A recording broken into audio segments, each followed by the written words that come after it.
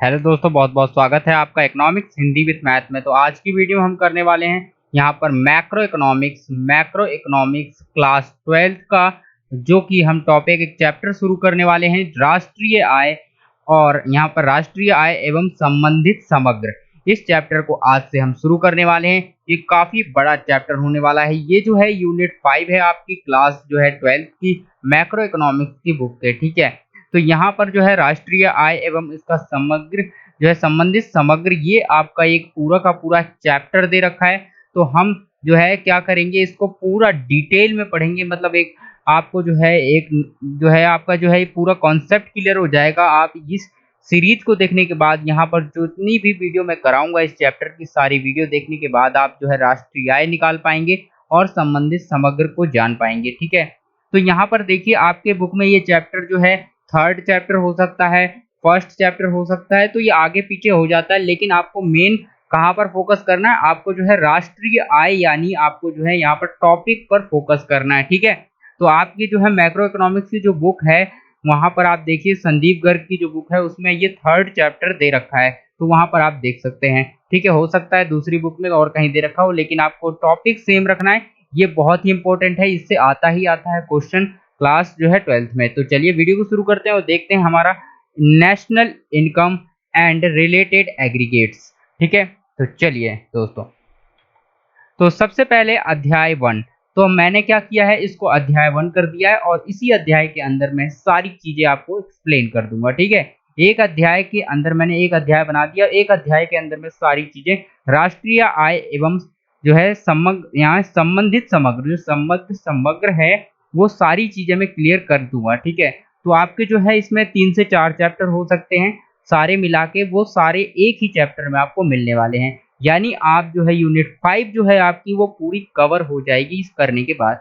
तो ये सारी वीडियो आप लाइन से जरूर देखें, और चैनल पर अभी पहली बार आए हैं तो चैनल को सब्सक्राइब करके बेल आइकन को ऑल पर सेट कर दें, ताकि आपको हमारी वीडियोस मिलती रहें।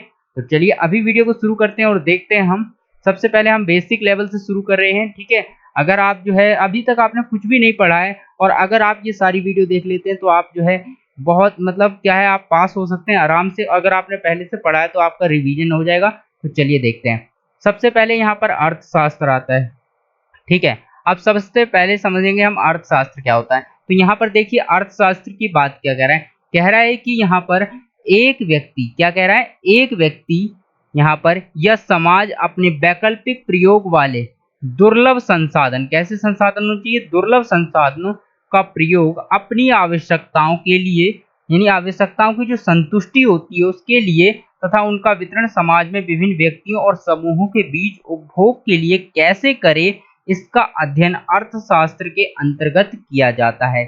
तो आई होप दोस्तों, यहाँ पर जो है मैंने जो पढ़ा है, मुझे लगता है कि आपको ये समझ में नहीं आया होगा। इसीलिए मैं आपको डिटेल में समझाऊंगा कि ये क्या होता है अर्थशास्त्र। भले ही थोड़ी सी वीडियो लंबी हो जाएगी, तो कोई बात नहीं, आपको समझ में आना चाहिए। उसके बाद चलिए मैं आपको ये समझाता हूँ ये क्या कहना चाहता है। सबसे पहले यहाँ पर कुछ वर्ड हैं कि कोई व्यक्ति, तो चलिए हम इसको चित्र के माध्यम से समझते हैं, तो आपको बहुत जल्दी समझ में आएगा, ठीक है।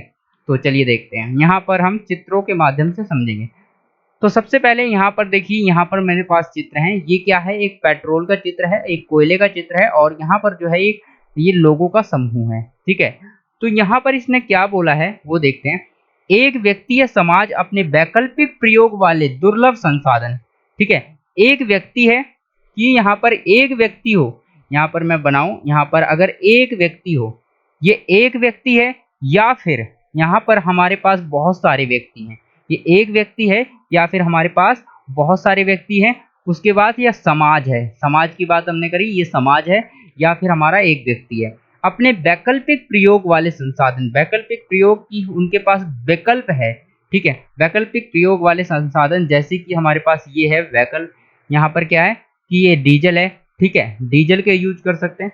यहाँ पर पेट्रोल है, ये पेट्रोल का यूज किया जा सकता है, कोयले का यूज किया जा सकता है, ठीक है। तो यहाँ पर वैकल्पिक प्रयोग वाले क्या होते हैं, यहाँ पर शब्द आया है वैकल्पिक, ठीक है। यहाँ पर कल्पिक, वैकल्पिक प्रयोग वाले संसाधन। तो अब ये क्या होते हैं, वैकल्पिक प्रयोग वाले संसाधन क्या होते हैं कि जिनका विकल्प उपलब्ध हो। जैसे बिजली का उदाहरण लेते हैं, तो बिजली का क्या होता है कि बिजली तो एक तो पानी से बनती है, ठीक है, बिजली को कैसे बना सकते हैं हम, पानी से बना सकते हैं।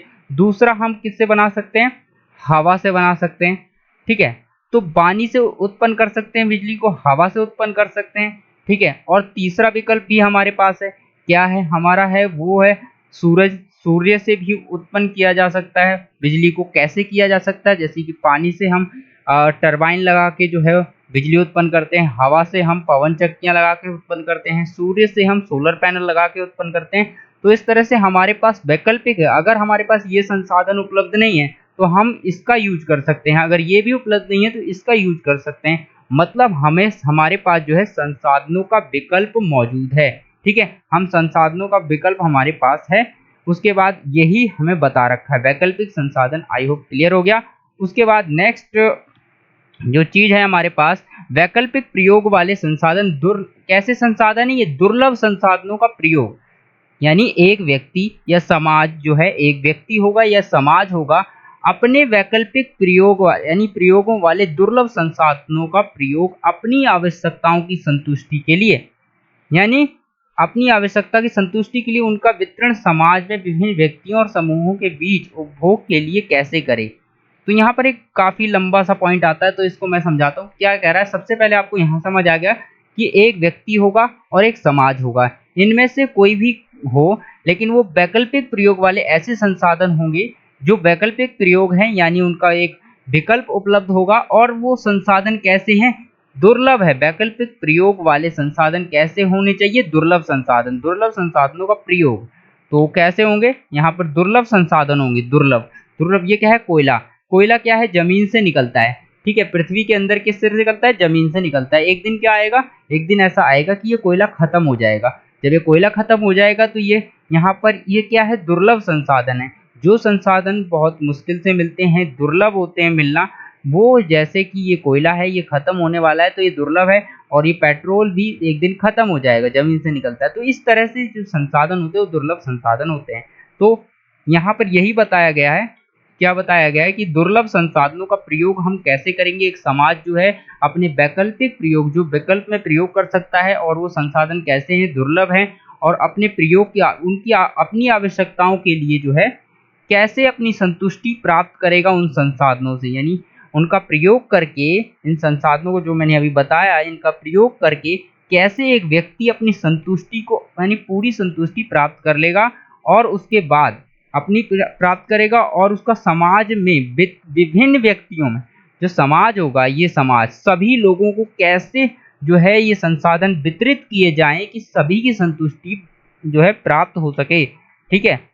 यानी या समूहों में या विभिन्न व्यक्तियों या व्यक्तियों के समूहों में किस प्रकार से हम बांटेंगे कि सबकी संतुष्टि मिल जाए, इसका जो अध्ययन होता है, ये जो अध्ययन करेंगे, ये अर्थशास्त्र कहलाता है। यह अर्थशास्त्र के अंदर कहा किया जाता है।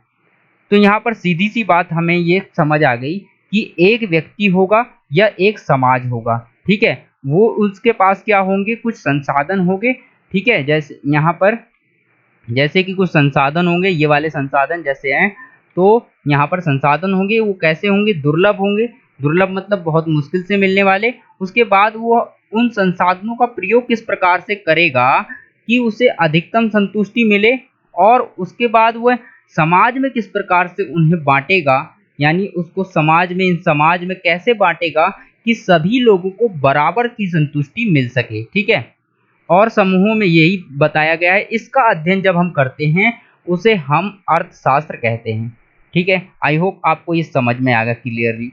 अब हम नेक्स्ट बढ़ते हैं आगे, अर्थशास्त्र के प्रकार। अब कितने प्रकार का हमारा अर्थशास्त्र होता है, ठीक है। तो अर्थशास्त्र को मुख्यतः दो भागों में बांटा गया है। तो अर्थशास्त्र के जो मुख्यतः होते हैं दो भाग होते हैं। पहला है हमारा व्यष्टि अर्थशास्त्र, दूसरा है हमारा समष्टि अर्थशास्त्र। अब भाई व्यष्टि अर्थशास्त्र क्या होता है, समष्टि अर्थशास्त्र क्या होता है, तो अगर मैं इसको इंग्लिश में बताऊं तो ये माइक्रो इकोनॉमिक्स होता है, ठीक है। माइक्रो इकोनॉमिक्स होता है। और यहाँ पर ये समष्टि होता है मैक्रो इकोनॉमिक्स, मैक्रो, ठीक है, मैक्रो इकोनॉमिक्स होता है। तो ये हो गया मैक्रो इकोनॉमिक्स, ये हो गया माइक्रो इकोनॉमिक्स। माइक्रो मतलब होता है, देखिए माइक्रोस्कोप आपने देखा होगा, तो उसमें छोटी से छोटी चीज भी आपको दिखाई दे जाती है। मतलब माइक्रो शब्द से आपको पता चल रहा है ये छोटी चीज की बात हो रही है। तो यहाँ पर जब एक व्यक्ति या एक परिवार की बात होती है तो वो माइक्रो के अंदर आता है, ठीक है। और जब पूरे समाज या पूरे देश की बात की जाए वो मैक्रो के अंदर आता है। तो चलिए अब देखते हैं कैसे आता है। यहाँ पर देखिए, जब हम एक व्यक्ति की बात करते हैं तो वो हमारा माइक्रो कहलाता है, यानी व्यष्टि। यहाँ पर क्या हो जाता है, यहाँ पर एक क्या कहलाएगा, एक व्यक्ति की बात की जाए तो यहाँ पर हमारा व्यष्टि अर्थशास्त्र कहलाता है। और यहाँ पर बहुत सारे व्यक्तियों की बात की जाए तो वो समष्टि अर्थशास्त्र कहलाता है, या कहें कि पूरे देश की बात करें तब ये समष्टि अर्थशास्त्र कहलाता है, ठीक है। तो यहाँ पर ये दो भाग हैं। आई होप यहाँ पर ये क्लियर हो गया। तो चलिए हम आगे बढ़ते हैं वीडियो में। चलिए अब हम देखते हैं समष्टि अर्थशास्त्र को समझेंगे परिभाषा के साथ। तो चलिए देखते हैं। समष्टि अर्थशास्त्र को अंग्रेजी में मैक्रो इकोनॉमिक्स कहा जाता है। क्या कहते हैं, मैक्रो इकोनॉमिक्स कहते हैं, जैसा कि मैंने अभी आपको बताया। तो यहाँ पर आपको समझ में आ गया होगा समष्टि अर्थशास्त्र होता क्या है, ठीक है। मैक्रो शब्द यानी ग्रीक शब्द मैक्रो, यहाँ मैक्रोज से लिया गया है। जो ग्रीक का शब्द है एक मैक्रो, ग्रीक का एक शब्द है मैक्रो, जिससे कि ये मैक्रो शब्द लिया गया है, ठीक है। अब यहाँ पर इस शब्द का मराठी अर्थ एक बड़ा या समग्र भाग है। और यहाँ पर जो मराठी जो अर्थ होता है इसका, एक बड़ा या समग्र भाग है। समग्र मतलब सभी कुछ, ठीक है, बड़ा भाग। तो यहाँ पर क्या है कि समष्टि अर्थशास्त्र का मतलब यही हो गया कि जब हम बड़े, इसका मतलब हो गया बड़ा, यानी इसका मतलब मैक्रोज से लिया गया है।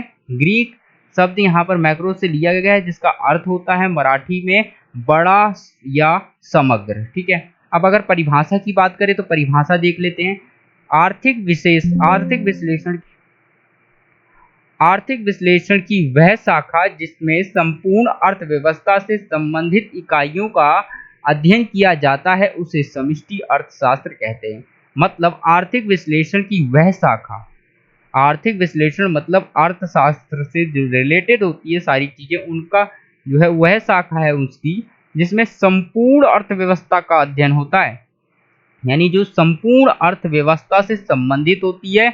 और यहाँ पर क्या है, संबंधित इकाइयों का अध्ययन किया जाता है, उसे समष्टि अर्थशास्त्र कहते हैं। जैसा कि मैंने बताया, अभी मैंने आपको यहाँ पर ये बताया था कि क्या होता है कि हम समष्टि अर्थशास्त्र में क्या करते हैं कि सभी यानी संपूर्ण देश का जो है अध्ययन करते हैं, पूरी देश की व्यवस्था का अध्ययन करते हैं, ठीक है।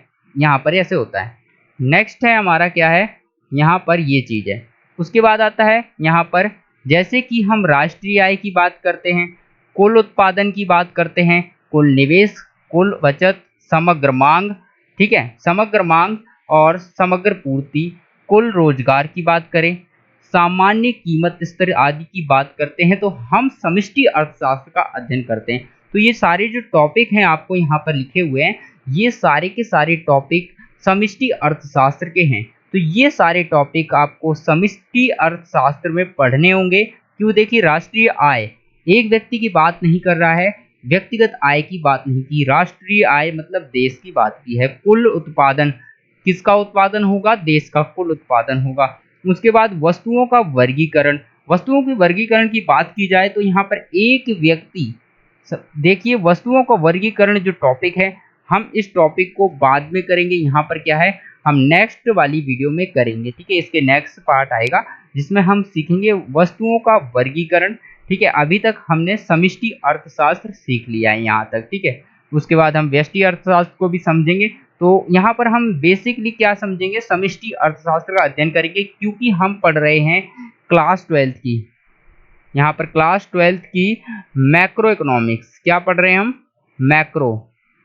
मैक्रो इकोनॉमिक्स का अध्ययन कर रहे हैं। तो हम क्या करेंगे, किसका अध्ययन करेंगे, समष्टि अर्थशास्त्र का डिटेल में अध्ययन करेंगे।